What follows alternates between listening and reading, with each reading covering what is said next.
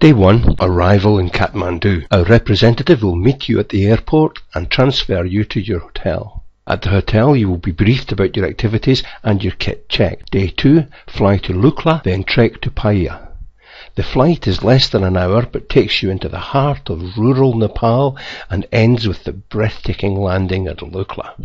From Lukla you descend first to Surkhe, where you cross the river before climbing steeply to Chatukla. From there it is another hour of undulating flat to Paia and your first lodge on this trek. Day 3, Paia to Pangomla. The day starts with a sharp descent through mainly cultivated hillsides till you reach the wooden bridge where you cross the Piakola River. Another tough climb brings you back up to Karila, from where you traverse on typical Nepali flat for most of the afternoon before you reach the Sherpa village of Pangomla. Day 4, Pangomla to Ningbo. A very typical Nepali flat day today, with lots and lots of short but steep ups and downs as you travel around the foot of the Zatwa Massif, finally arriving at your first campsite at Ningbo. Day 5, Ningbo to the bamboo camp. Today starts relatively easily, moving around the mountain again till you reach Subuji, where you will stop for lunch. From there you take a turn north off the main track on a route that takes you into the rhododendron jungle and well away from the main trading paths. Overnight is at a small campsite known only as Bamboo Camp. Day 6, Bamboo Camp to Kaite. From Bamboo Camp you continue trekking through the jungle, always going up or down and quite steeply passing through the village of Tashing Omma before finally dropping down to meet the Inku Kola at Mosam Karka. From here you continue to trek along the river before reaching the larger village of Kote and your next lodge. Already you are starting to get impressive views of the Mera Peak at the head of the valley. Day 7, Kaite to Tagnak. The forest gives way to open valley again by mid-morning, revealing the peaks which line either side. The valley swings eastward into a new array of peaks, and as you approach Tagnak, the route up towards the Mera Glacier comes into view. Damage caused to the valley by the collapse of the glacial lake Sabai to Sho is all too apparent as you head up the river. You reach Tagnak mid-afternoon, where you will stay overnight. Day 8, Tagnak Glacier acclimatization. This is a really important day for acclimatization, and we will try to gain as much height as you can during the day, climbing the slopes behind Tagnak up to the Tibetan prayer stones before returning to Tagnak for lunch. In the afternoon you can head up the slopes to the north to look at what is left of the glacial lake Sabai Cho. You can still see a distinct line far above, marking where the water had once reached.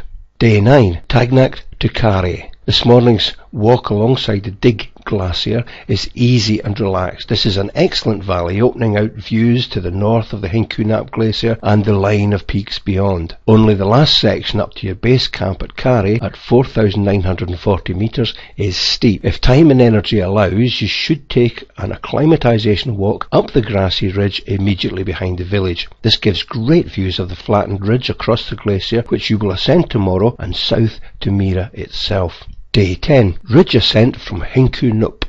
Today you gain more valuable acclimatization and pick up some stunning views as well. Following the lateral moraine of the Hinku Nup Glacier into an arena of peaks and glacial lakes, you turn to ascend a grassy ridge that rises back to the south. At the top you eat your lunch surrounded by a stunning panorama of peaks, including Mera itself and the whole of Hinku Himal and the south face of Amadablam. In the afternoon you will learn the principles of roping up for glacier travel.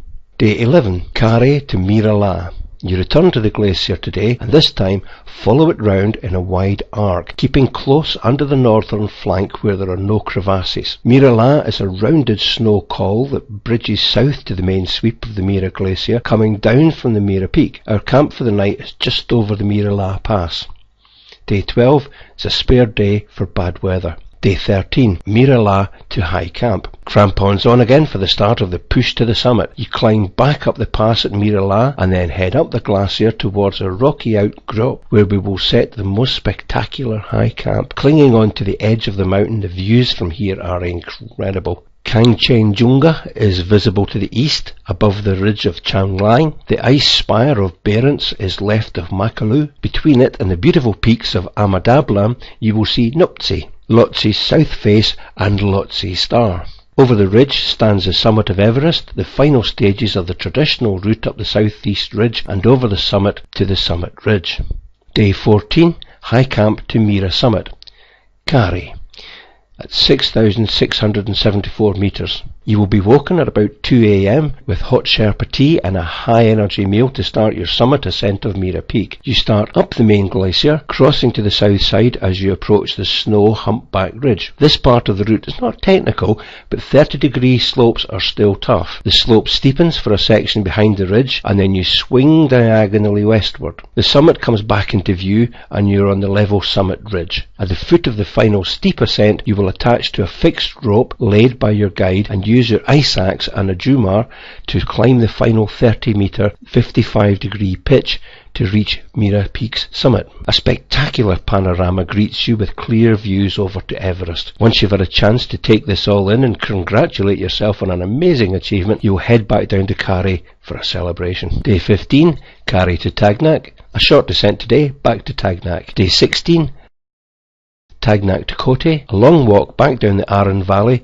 finally brings you to Kote again. Day 17, Kote to Chetarala. A new route has now been completed which stays high on the open hillsides west of the Hinku River, rather than winding through the forests below. This makes for a quicker return with some fantastic views back to Mera. Day 18, Chetarala to Lukla. The trail goes over a series of rises and high plateaus before you finally reach the craggy Zatrawala Pass at 4,580 metres, where you look back on the Hinku wilderness for the last time and the south face of the peak you've just climbed. A gradual descent traverses towards the rocky outcrop of the Zatarog. You descend now steeply from the Kaluhimal, the Black Mountains, into the rocky slopes and cascading streams of the Sherpa-populated Dudkosi Valley. The high crags give way to forest, then to farmland as you approach the tourist bustle of Lukla at 2,850 metres. You spend the night here before flying back to Kathmandu. Day 19, flight from Lukla to Kathmandu.